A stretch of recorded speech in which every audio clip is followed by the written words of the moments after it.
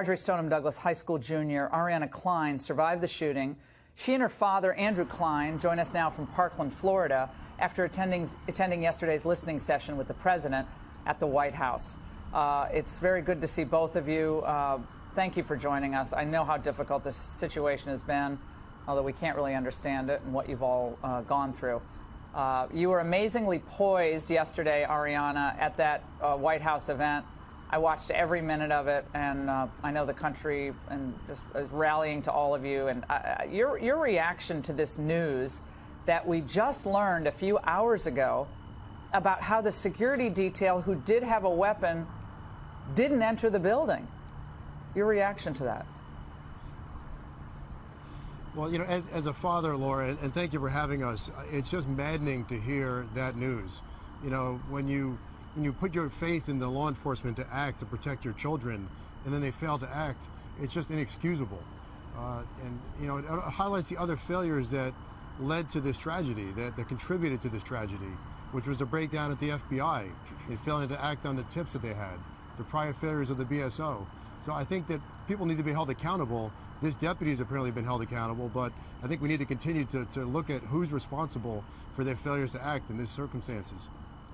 Ariana, also in the investigation, they found out that the security camera footage that I guess the officials on the scene at the time were reviewing was delayed. So they weren't getting real-time information about what was happening inside the building. There was a several-minute delay, so they were reacting to things that had already happened, which kind of defeats the purpose, don't you think? Ariana, your reaction? Yes. Yes, well, I think it's disgusting that a police officer on campus, he knew his job, and for him not to enter the building where harmless, like innocent children were being shot is just disgusting. And I think that in regards to the technology department and the fact that the security footage was 20 minutes delayed, it should never have happened, and that's one of the simple issues that everyone can agree on that needs to be fixed. We need to be proactive instead of reactive, and we can't have these security footages being looked at after the matter. Last night at the big CNN town hall event, there was a lot of raw emotion. One of the students who wanted to attend but didn't attend because he was upset that to him it seemed like his question was being scripted for him.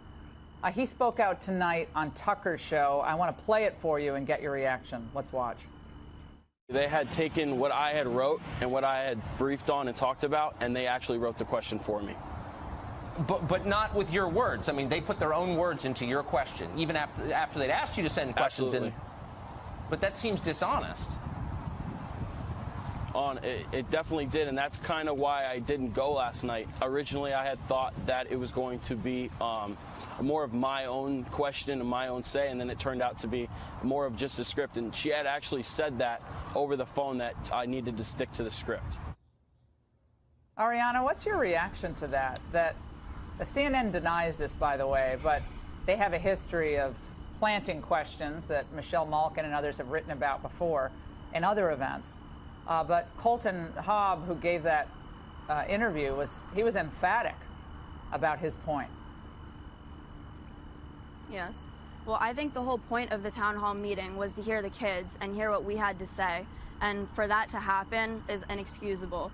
Our voices need to be heard, and he should have been able to ask any question he had to ask. But instead, we have these networks that don't want us to give our real opinions, and they want us to further their own agendas. Andrew, it seemed like most of the students, Andrew, had the same opinion on what to do, namely to ban certain weapons, to trash the NRA, to be really disrespectful to Marco Rubio, and nasty things being said to Dana Lash, who was there. But they all seemed to be pretty much in agreement, as far as I could tell. There was no diversity of opinion among either the students or anyone else that I saw, even in the audience. And Laura, that's not surprising at all. I actually spoke to a CNN producer on Thursday, the day after the shooting, and the producer insinuated to me they were looking for people who were willing to espouse a certain narrative, which was taking the tragedy and turning it into a policy debate, and I read that as being a gun control debate. And unfortunately, I think a lot of the people talking about gun control don't understand what they're talking about, because I'm a Republican, I'm a gun owner, I'm a responsible gun owner. And when we talk about gun control, it's not about taking guns away from people like me. It's about keeping them out of the hands of the people who should not have them, who are irresponsible, who are a threat to society. And when, last night when Ted Deutsch kept repeating his mantra that he wants to eliminate any gun that can fire 150 rounds in 6 minutes, that's almost every gun that's out there. So this supposed assault weapons ban, these other items they're talking about, aren't going to accomplish anything, along those lines. So I agree we need to make some headway. We need to raise the age to buy a rifle. I agree with the president on that. But beyond that, a lot of these folks who are yelling gun control, really don't have a great grasp on what they're talking about. So, Andrew, let me just get this straight. So the CNN producer who called you right after the shooting said specifically what about the way they wanted to produce interviews and so forth?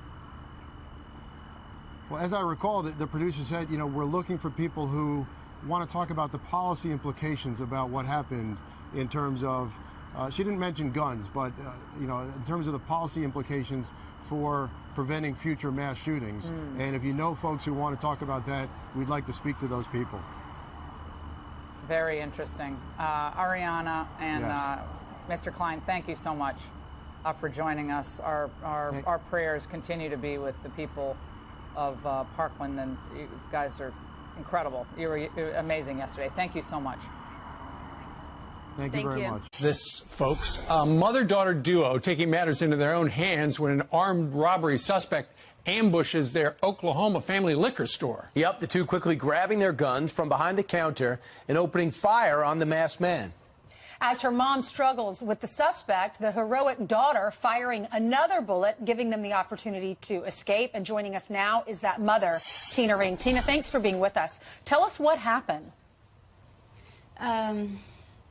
I was standing at one side of the counter. My daughter was over by the register, and a man walked in with a hood over his head and a mask on his face and a sawed-off shotgun.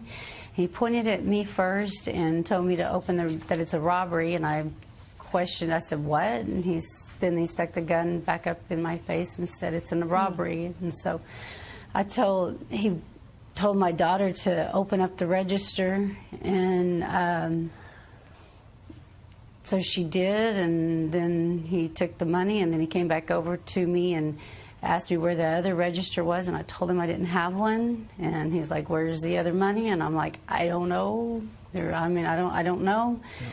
And then I told him, I said, "I recognize you." It's like, "Who? What are you doing?"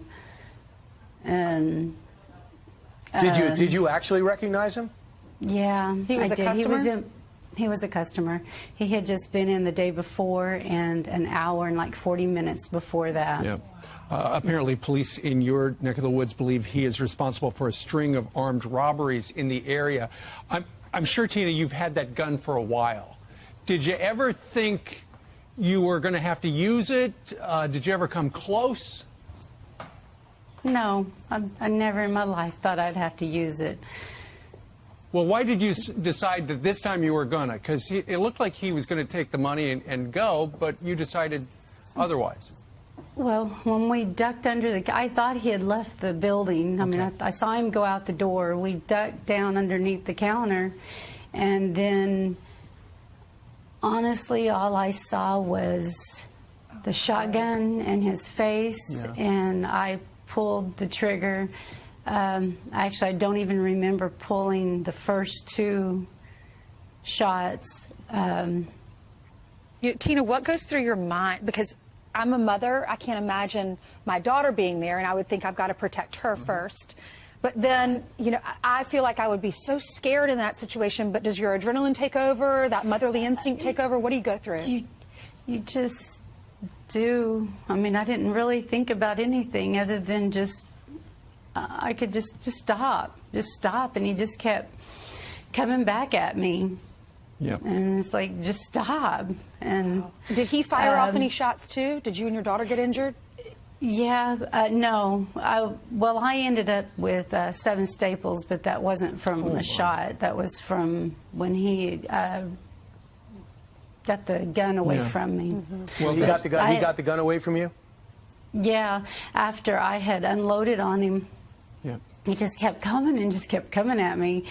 And I was just telling him to leave, just at this point I seen that he was hurt, and I was just like, let him get some help, just leave. Yeah. I don't really know what I was saying. I don't know what he was saying to me.